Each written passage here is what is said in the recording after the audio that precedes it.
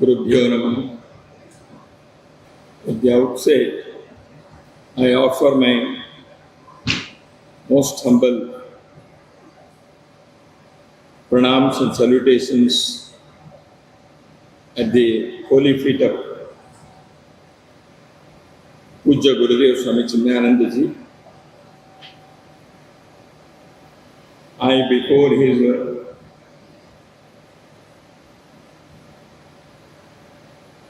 holy memory, on behalf of the Rashtriya Swayamsevak Sangh, on the occasion of the 108th birth anniversary of Pujya Gurudev,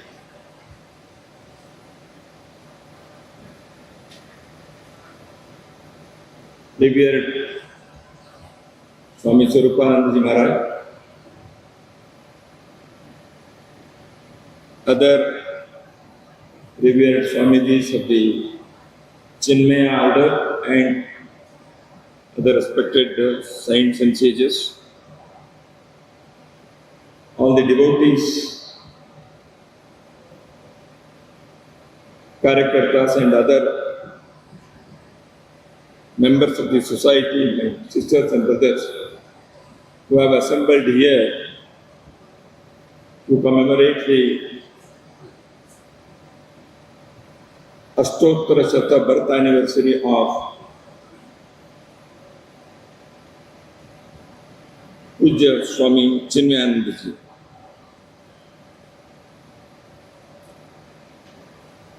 I personally express my heartfelt thanks to Chinmaya Mission and particularly to Swami Vivekananda ji, who asked me to participate in this function today some months ago. Although I was not very keen to address a gathering, generally I am reluctant to speak to a big audience like this. Since I have been a Karyakarta, as it has been introduced here, that I am a Karyakarta, a Pracharak of Rashtriya Swayamsevak Sangh. So we know how to talk to Karyakartas. But addressing to a learned gathering is always a challenge. However, the blessings of Divya Trayas, Pujya Ramakrishna Deva, Ma Sharada, Swami Vivekananda, and Pujya Gurudev Swami Chinmayananda ji is on people like me who lack confidence, who lack knowledge, who are diffident to face a situation, and their blessings galvanizes the person. Their Ashirvad makes the man to face the challenge and stand confidently against any odds in life. And that is what is my experience in my life. The life of Swami Chinmayananda ji is indeed a saga of extraordinary spiritual strength, indomitable confidence, undying nationalist spirit. It has been a life of immeasurable love, tireless service and limitless metaphysical reach.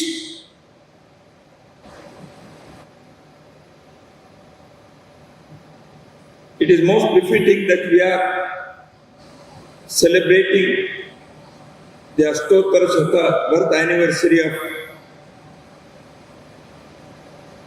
this modern sage, deeply rooted in our ancient philosophical tenets and cultural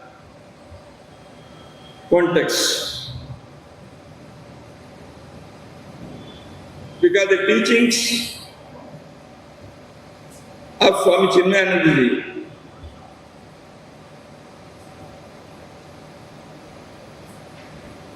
his interpretations of the Upanishads and the Bhagavad Gita, the Vedanta and other spiritual texts of our land to the modern times are most relevant today when the humanity is at crossroads.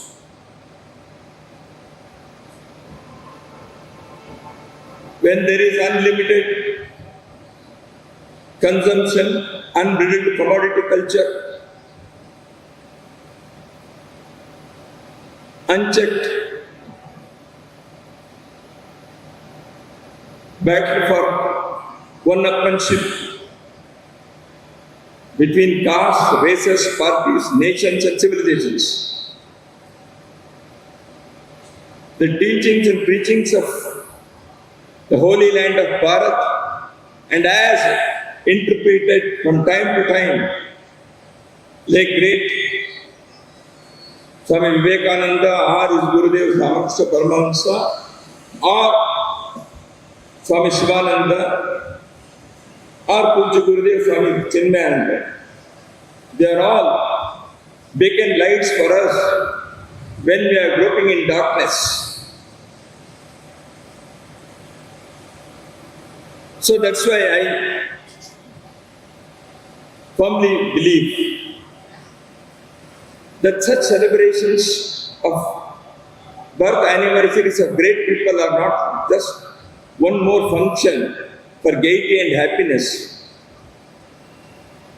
for general meeting and exchanging our pleasantries. It is to rekindle the divinity that is within us. And these celebrations and anniversaries,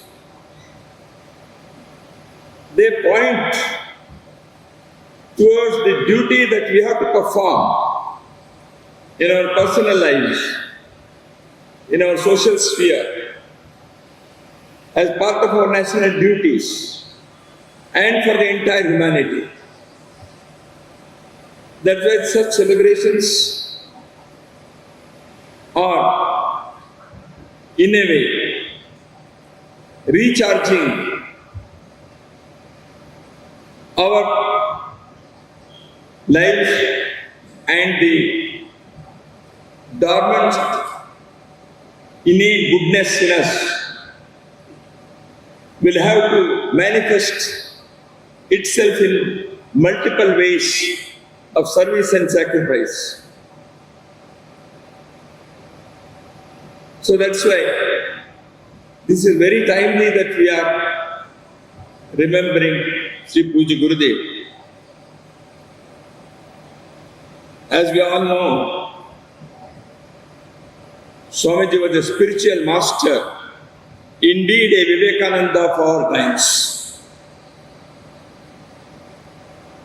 When I make this statement, I believe and I know with all responsibility I am making this statement, and I am not the first person to say this. There have been innumerable people in this land and elsewhere who have recognized Swami Chinmayananda ji as the modern Vivekananda of our times.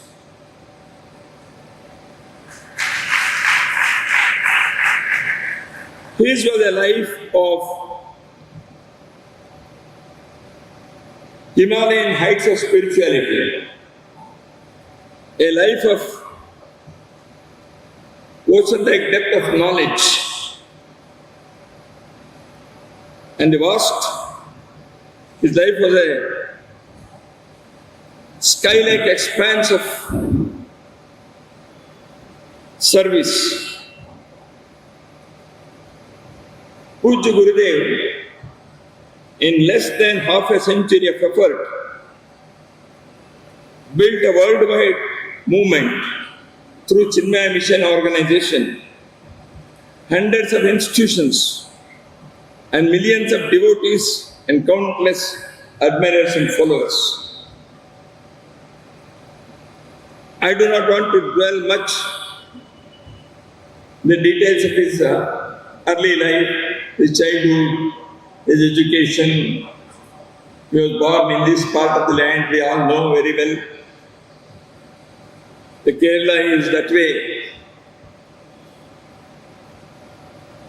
a land of spirituality like other parts of our country. And you call that this is God's own country. And Kerala's contribution to spirituality is well known. Right from Adi Shankara, then Sri Narayana Guru, Sri Chattambi Swamigal,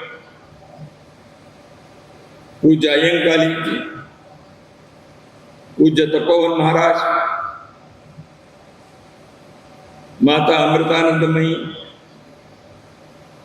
and in this galaxy, Swami Chinmayananda is also shining. That's why I salute this state of Kerala for giving such great sages and saints who have shown the path for the humanity. But it is a paradox. Although it is not my subject for today's lecture, I should mention here that a land of such spiritual giants has been ruled by the people who call themselves atheists, with an alien ideology. I think that is the test, and that is the challenge for the people. And increasingly the number of people who have been following the age-old philosophical messages and tenets of this land, who have been interpreted and reinterpreted and practiced and preached by such great men and women who have been the sages and saints of our society. And these people are getting inspired to find full meaning for their lives and also extending the service to mankind. Swamiji, as we all know, was well known. He started his life here, born as a son to a couple of this park named as Balakrishna Menon. Had his early education in Kerala, then moved to Lucknow, changed from science to humanities, studied law, became a journalist, contributed articles to the then English newspapers, and whether he practiced as an advocate,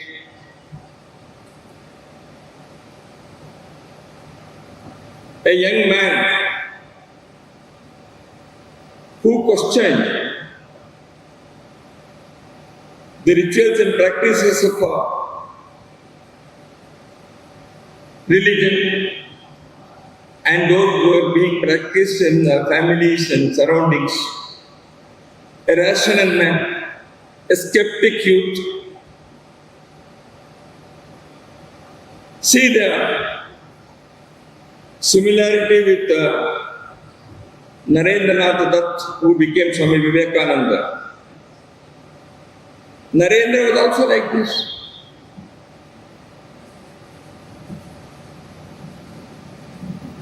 He asked, "Where is God? Have you seen?" And when somebody said that everything is Brahma, Narendra, who was smoking, he said, "This is cigarette, this is also Brahma, and the smoke that comes out of this cigarette, that is also Brahma." What nonsense it is! This was Narendranath Dutt. And he became Swami Vivekananda. You know the history, you know the journey, how Narendra transformed into Vivekananda and became a spiritual master. Here is a Balakrishna, who was also skeptic, who also sometimes ridiculed, who questioned as a young man, as a student. And Narendranath Dutt,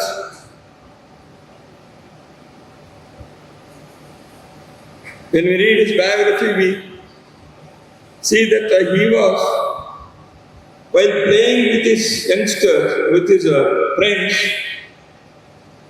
he would suddenly sit and he goes into trance.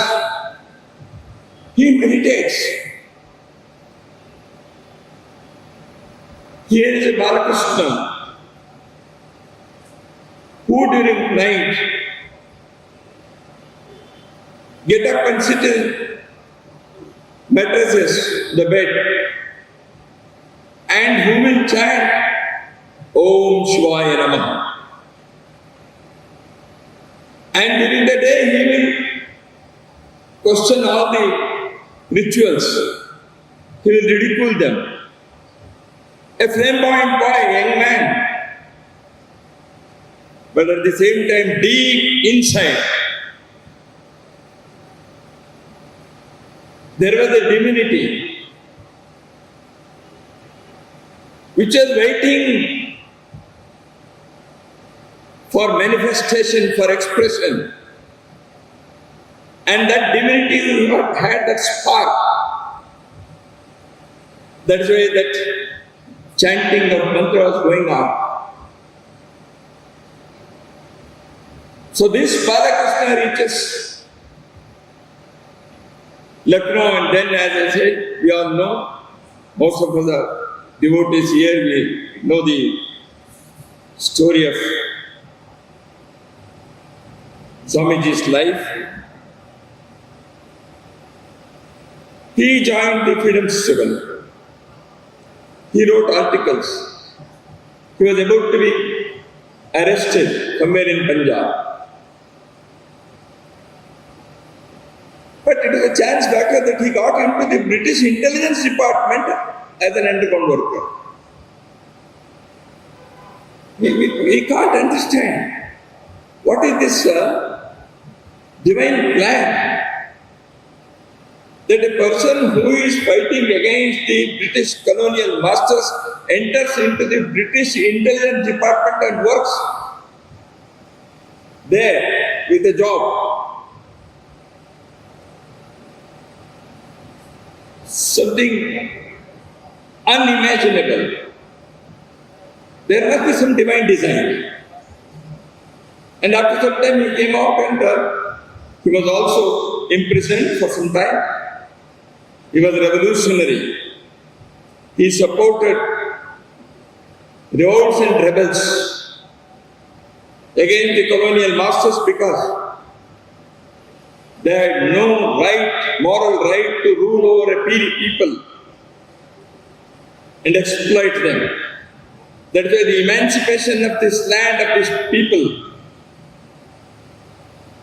was an act of dharma. It was not just patriotism. to liberate Bharat. No doubt it is a patriotic act, but beyond that, it is a call of dharma also. That is what the revolutionaries, the freedom fighters of this land, how they understood the freedom struggle of our country.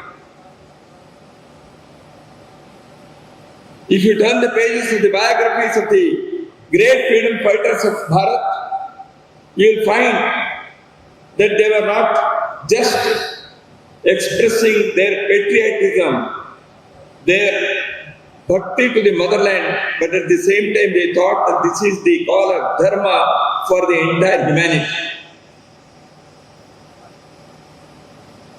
And Swamiji belongs to that category.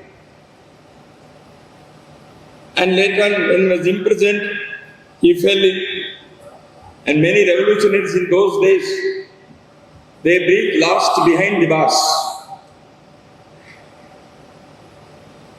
People do not even know their names today. How many of us know the second name after Swatantraveer Savarkar in Andaman jails? More than 600 people died. Thousands of people were incarcerated for years and years.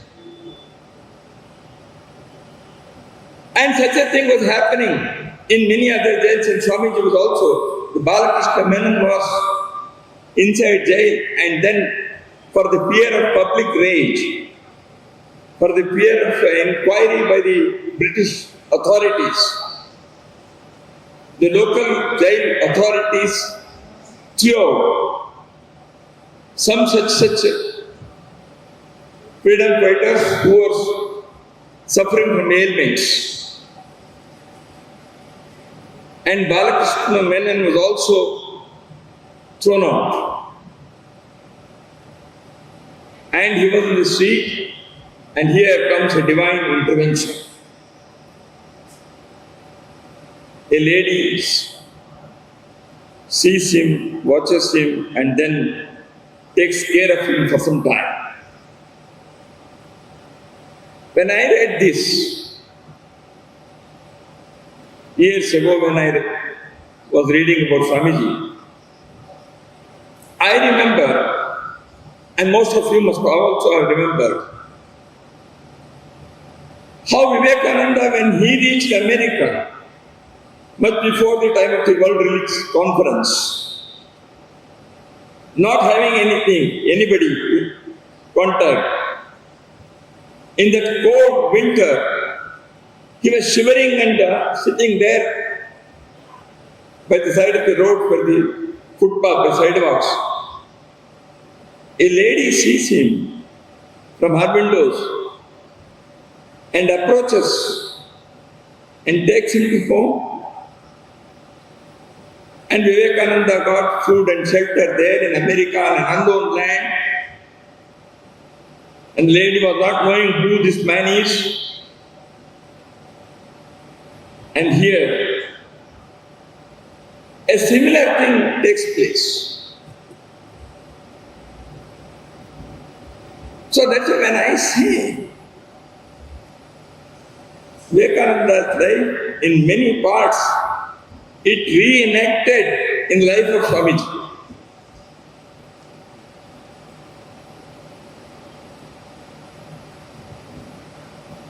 Swamiji started writing articles in the newspapers,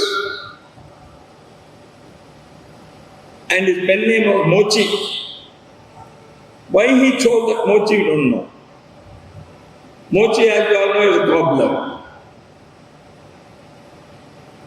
And he wrote in his essays and stories about the underdog, about the downtrodden, about the poor, about the people who are in want, who are in miseries, who are facing hardships. Feel for them. Serve the man. Because every man has the divinity inside. And you serve the man, you serve the God. Nar seva hi Narayan seva. Manav Seva hi Madhav Seva. And Swamiji was writing through his articles, he was spreading this message. Feel for the poor. Himmai Kali Mahatman, whose heart bleeds for the poor, otherwise he is a Duratman. Swami Vivekananda's famous quotation.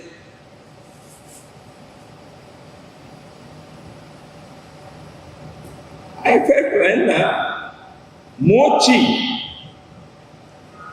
why Swamiji chose this? But the work of a cobbler, he makes shoes and chappals so that you can walk on the path without getting these stings,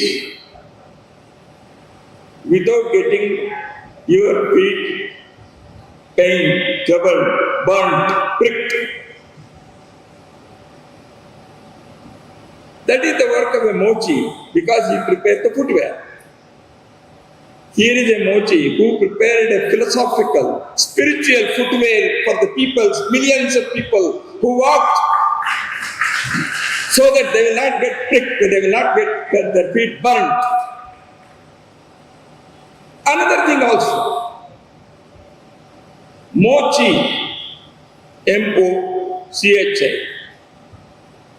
At that time he was Balakrishna Menon, but later on he became monk Chinmaya.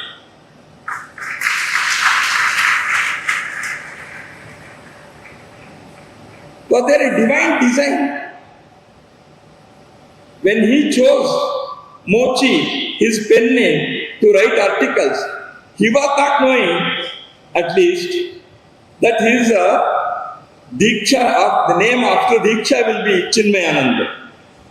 But a divine design must be there. He will be monk Chinmaya.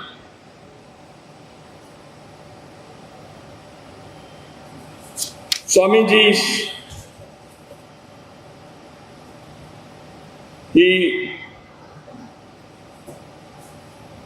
went to Rishikesh to interview as a journalist. He wanted to interview Swami Shivananda. He did his interview, and the rest is history. He was influenced by that magnificent, magnetic personality of Swami Shivananda who inspired him. He went there for one day for the interview and he started repeatedly going there. He became disciple of Swami Shivananda. And ultimately Swami Shivananda became his Diksha Guru. And as we all know, Revered Swamiji Shivananda asked him to go to Swami Tapovan Maharaj and he became his Shiksha Guru. And I have heard, I don't know whether that's a fact or not, I heard that when Swami Chinmayananda, on the orders of advice of Swami Shivananda, he went to Tapovan, Swami Tapovan Maharaj, to Gangotri, from Rishikesh. Tapovan Maharaj asked him whether you have brought a letter. I don't know, Swamiji, this is what I heard. I have not read, but I have heard from some devotees. And then Tapovan Maharaj asked where is the letter. He had not taken any letter. She went there on the advice of Swami Shivananda. Tapovan Maharaj asked, bring the letter. Sisters and brothers, the year was not 2024, where from Gangotri you can come to Rishikesh because of the highways that have come up in these years. He had to walk all through, took the letter from Swami Shivananda and again walked back to reach upon. Unless and until this penance is there, Swami Chinmayananda cannot be created. Unless and until this commitment is there, A Swami Chinmayananda cannot be molded unless and until such dedication and submission to the Master is not there. A Swami Chinmayananda cannot manifest. So this is the life of Swamiji. It all looks as if it's a divinity. But here is a man with blood and flesh, who met people, interacted with men and women, talked to them, addressed them, saw the miseries and hardships of life, went to different corners of the world, addressed hundreds of universities, think tanks, thought leaders, parliaments, and many such gatherings. What was the motivation?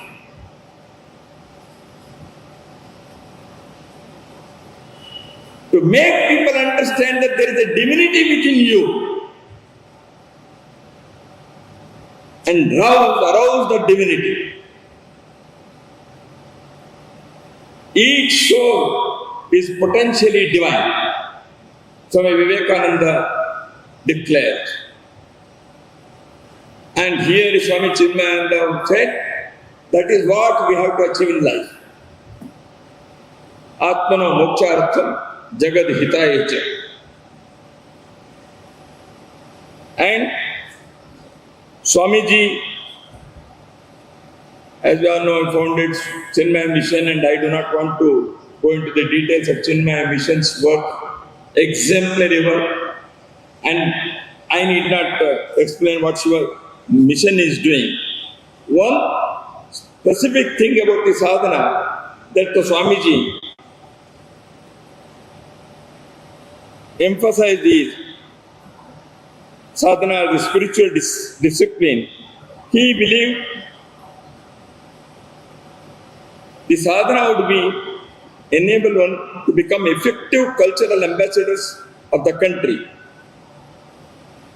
And that sadhana, according to him, is possible through study, japa and meditation, swadhyaya, japam and dhyana.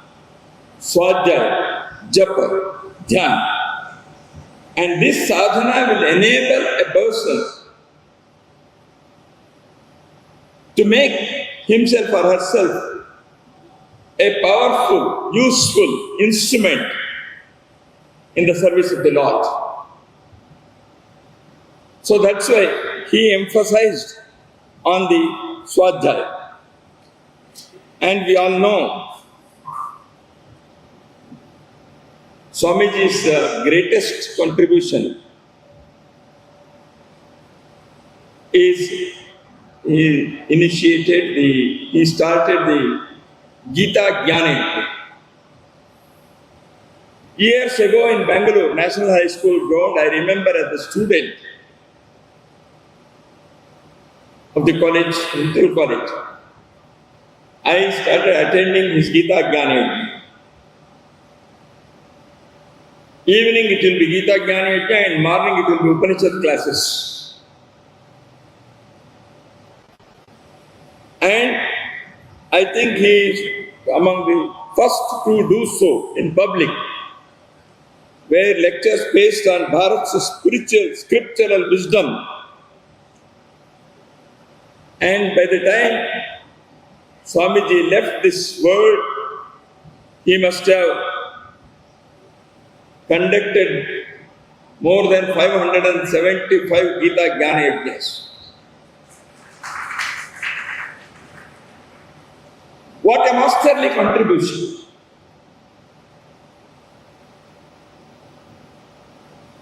Krishna in Dwapara Yuga at Kurukshetra did the Gita Upadesh. And in the Kali Yuga, the Kurukshetra is not confined to a piece of land in Haryana. The Kurukshetra is the entire world. The Kurukshetra is the entire universe today. And here is Balakrishna, who is, as Chinmayananda, is even the Gita Upanishad.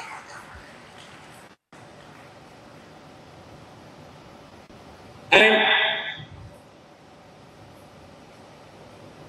it was not only for acquiring punya that one should recite Bhagavad Gita.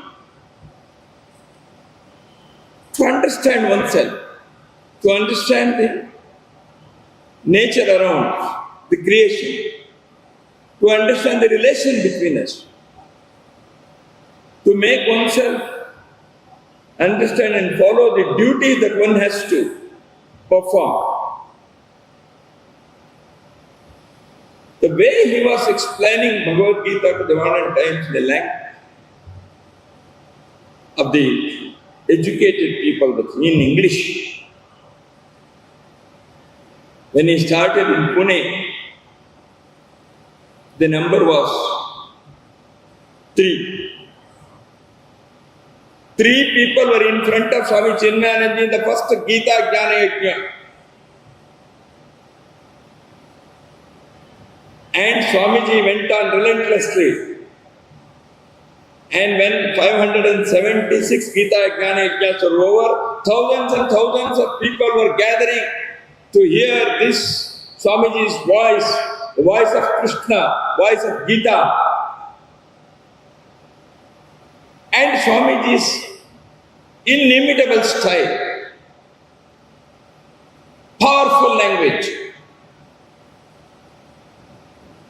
What a style! Sprinkled with humor and anecdotes. He is not just doing pravachana, but he is talking, he is having a dialogue. He asked the people in front of him. I was witness to that. We were mesmerized. The body, the mind, the intellect. When he was saying these things, it was such a thrilling experience. Because he lived Gita. It was not just coming out from his lips. Every word, every syllable, every feeling of Gita, every message of Gita was lived by Swamiji. And he exhorted the people to do so.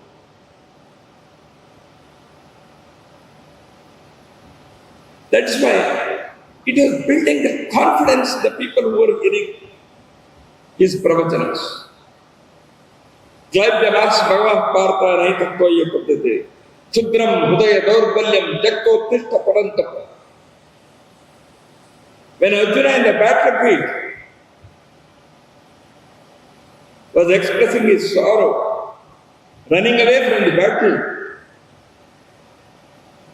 what the Gita Acharyas told him, what is this nonsense you are doing? Anarya Maschodhyam. You are doing this Klaipya should go. And here Swami Chinmayananda says, the Klaipya that is there in our Hindu society, Klaipya is not in one individual person, Arjuna. The Klaipya that is there in the Hindu society in Bharat. And that Klaipya, Taktotishta Parantapa. Give it up. Shun it. Gita is karma. And Swamiji's, for him, spirituality is action. It is not just preaching. Swami Vivekananda says at one place, religion is not in books, nor in theory, nor in talking, but it is only in action. Satyam vada, dharmam chara. That is what this ancient land has preached us. Dharma is not only for the preaching, but it is to practice. Dharmam chara. Religion is not in books, nor in theory, nor in talking, but it is only in action. Swamiji, Puja Gurudev, spirituality is nothing but perfection in action.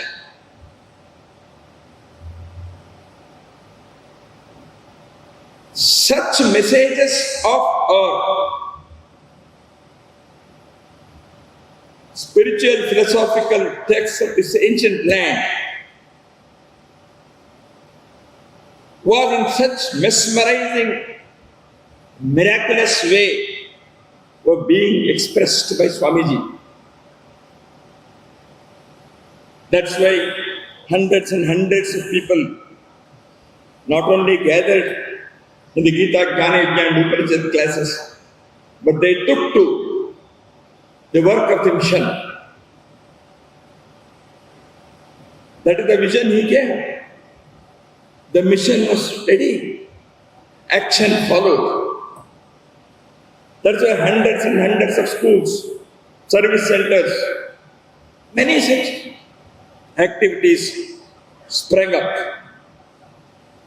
Service-oriented mission. He believed that right thinking and good values were vital components of our efforts. His teachings in Vedanta prepared individuals to face challenges and equip them with mental strength, fortitude, and the courage to confront obstacles and to be ready to render service and to ready to face any onslaughts on our national honor and social culture. Swamiji was described as a teacher.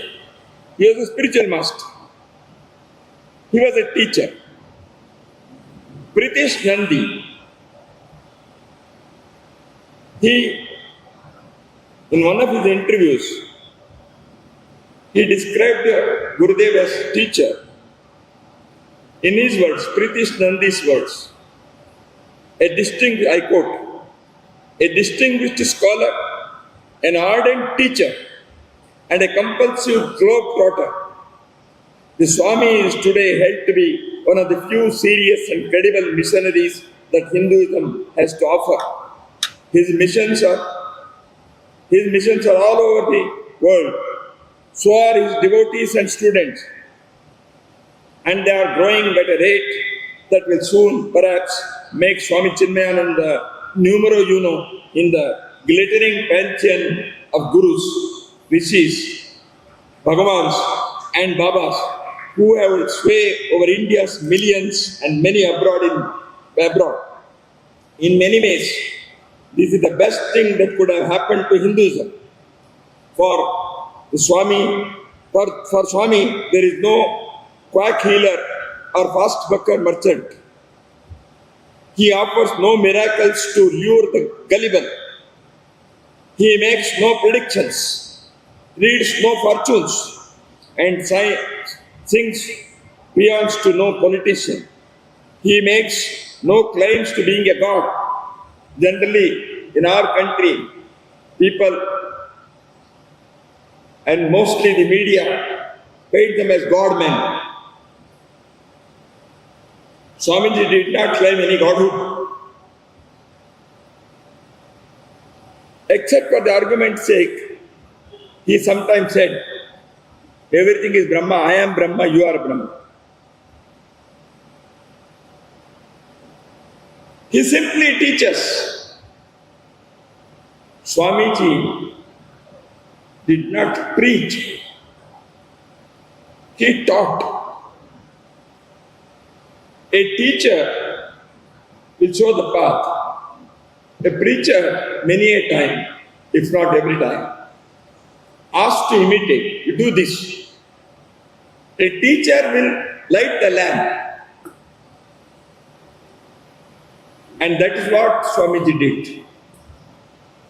You find the way because the light is there. So this is Swamiji's great contribution as a spiritual master.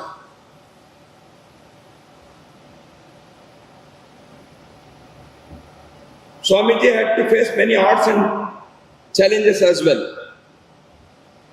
A case in point is that when he decided to come down to the plains and speak on the essence of the Bhagavad Gita and the Upanishads, he faced resistance for giving the lecture in English.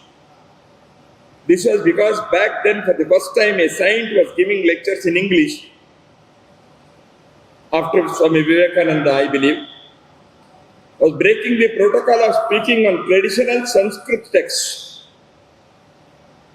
Because Bhagavad Gita is being explained, the Upanishad is being explained in English language. Sanskrit is Deva Bhasha, English is Mlecha Bhasha. So how can you do this? So that's why there was some resistance. But soon people understood that here is a master who is explaining the essence of this ancient land which has been experienced for ages and ages, so that the modern man will also understand the importance of those teachings.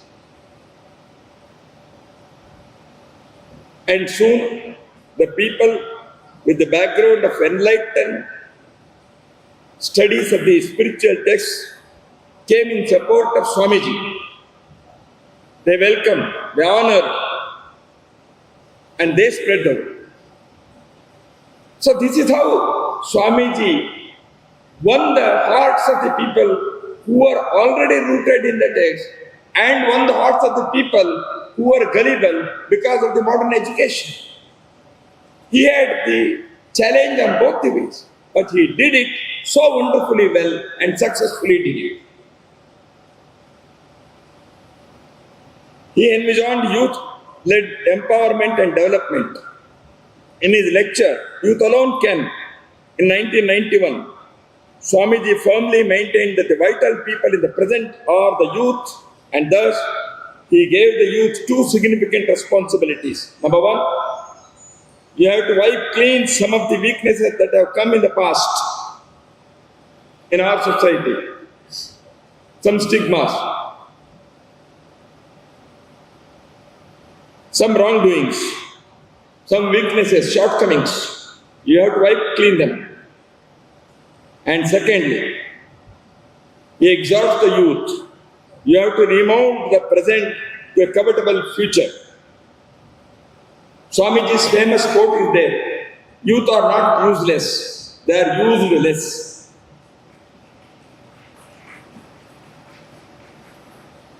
Swamiji wanted to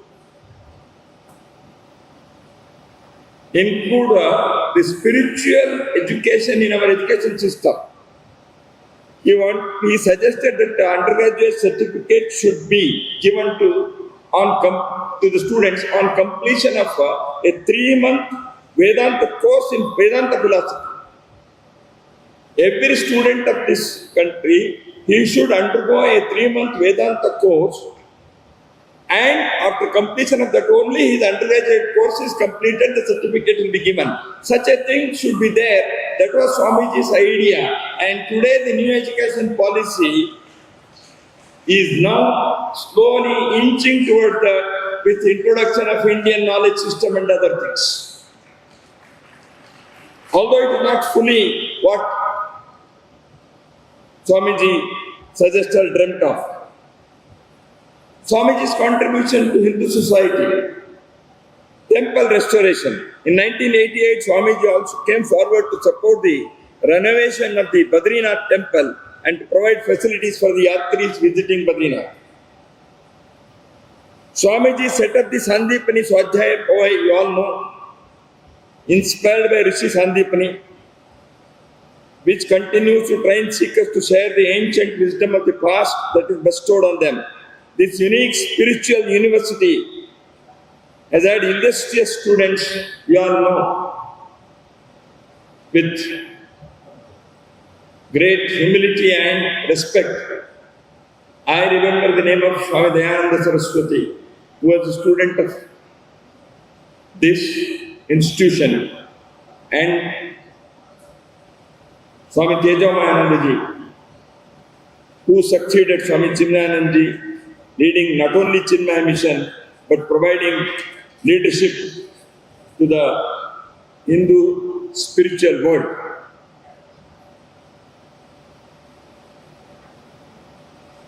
Swamiji had his own inimitable style of convincing the people and thinking differently, out of the box also. Somewhere it was written in the wall when he was going in Uttarakhand, God is nowhere. Swamiji just put a comma after the W. God is now here.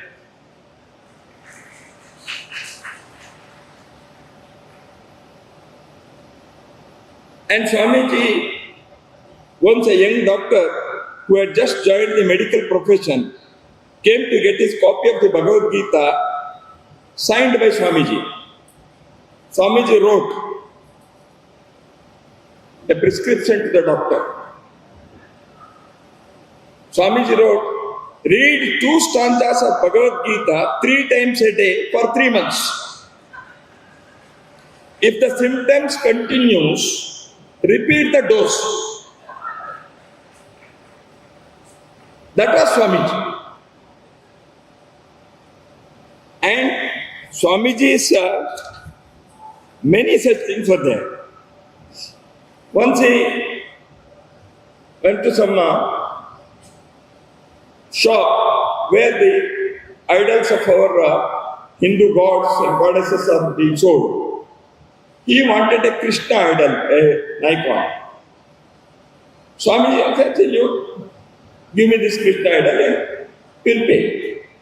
But the salesman is not ready. He said, no, the custom here is Krishna and Radha, both have to be taken, Radha and Krishna. You can't take Krishna alone. Then Swami said, I am Radha. Why should I take another Radha? Pratyutpannamati.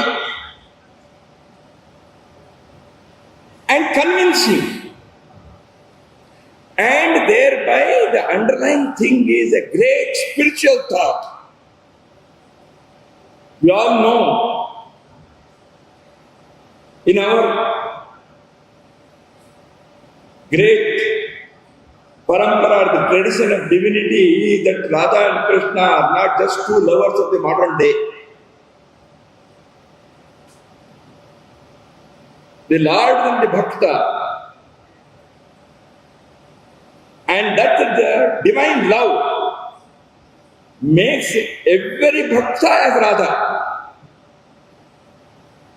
And by simple one word to that salesman who is not attending Upanishad class or the Geeta Jnana Yajna of Swamiji, but he must be a lifelong teaching for that salesman who has been selling Radha and Krishna every day, but he did not understand that Radha is myself and Krishna is also me.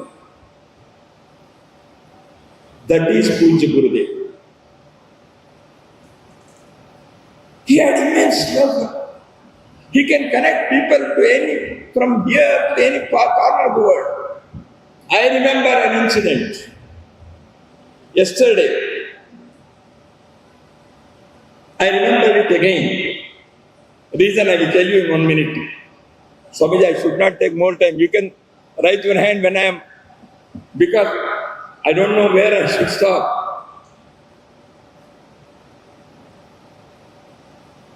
Swamiji had come to Bangalore once. A friend of mine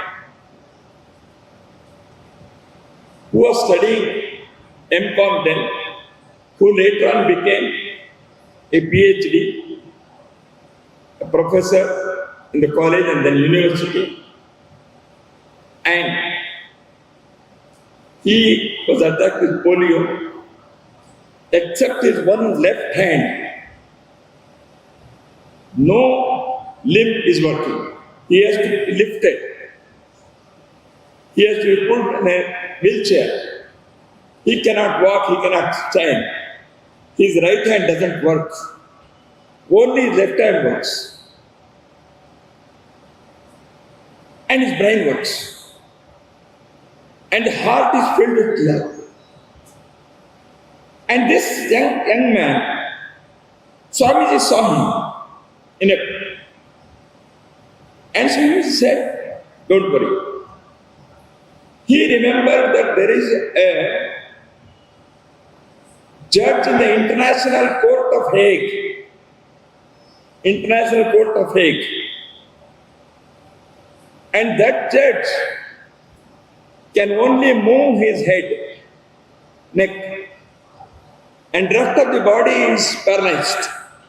But he could reach the place of international judge in the court of Hague, in the international court. Have faith, have confidence. Swamiji told to this young man, and that young man, who is my friend, is Dr. M.K. Sridhar, who was given Padma Shri yesterday by Rashtrapati.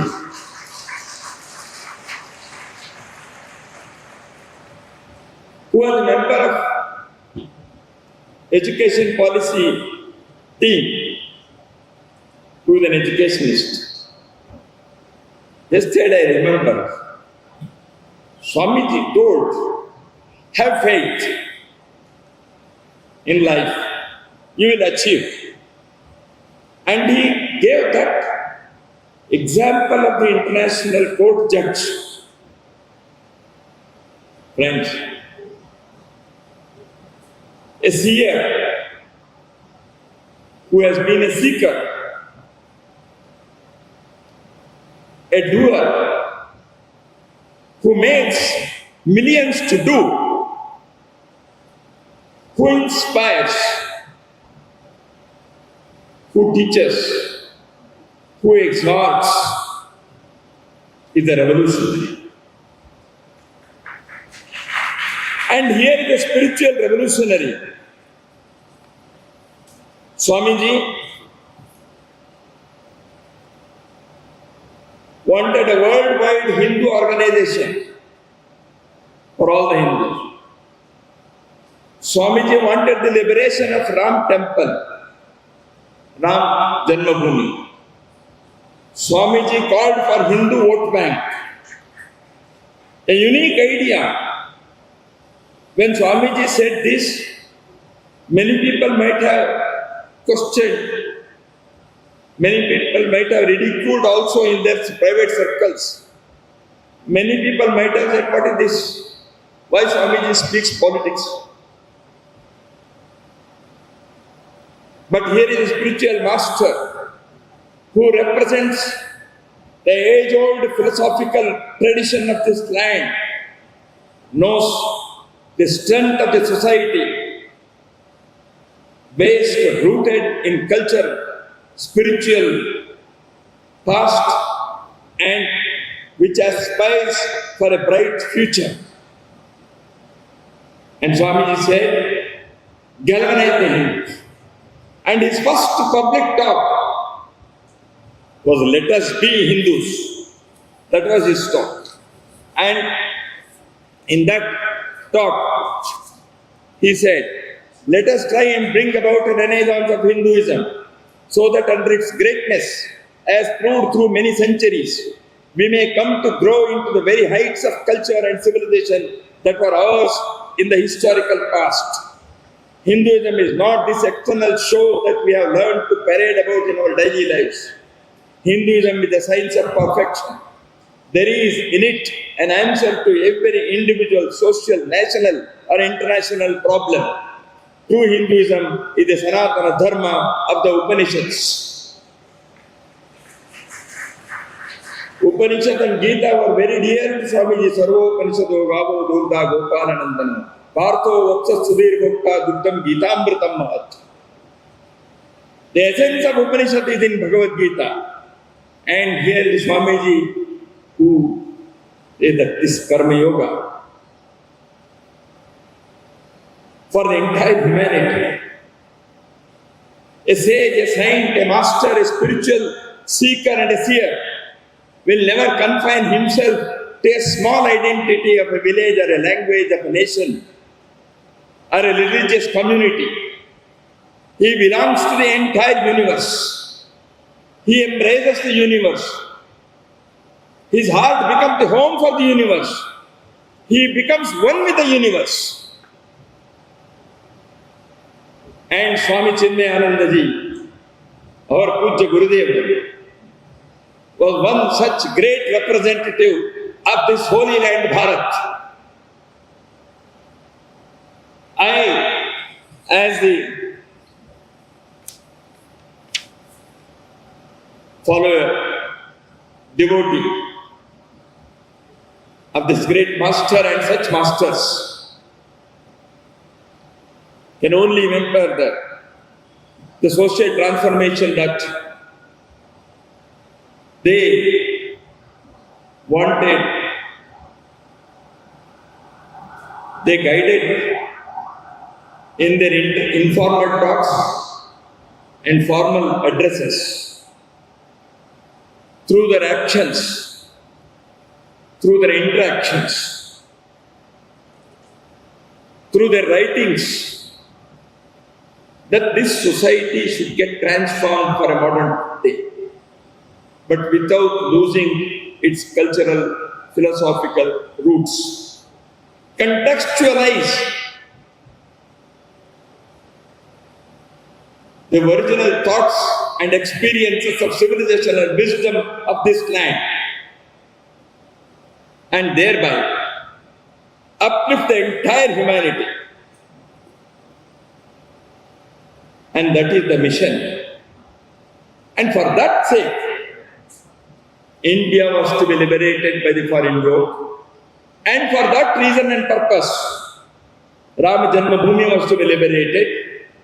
And for that purpose, the practices of untouchability and such have to go. And to achieve that objective, every human being will have to think and do the way that our spiritual texts and masters have ordained us, how I am useful to the society. What we have is his gift. What we do with what we have is our gift to him. Vedanta is the art of living, and it can be pursued under all circumstances at all places, whether it be in your house or in factory or in the field. Hinduism is the religion of maximums. Maximum good to the maximum people in the maximum base and the maximum time. Swamiji's words.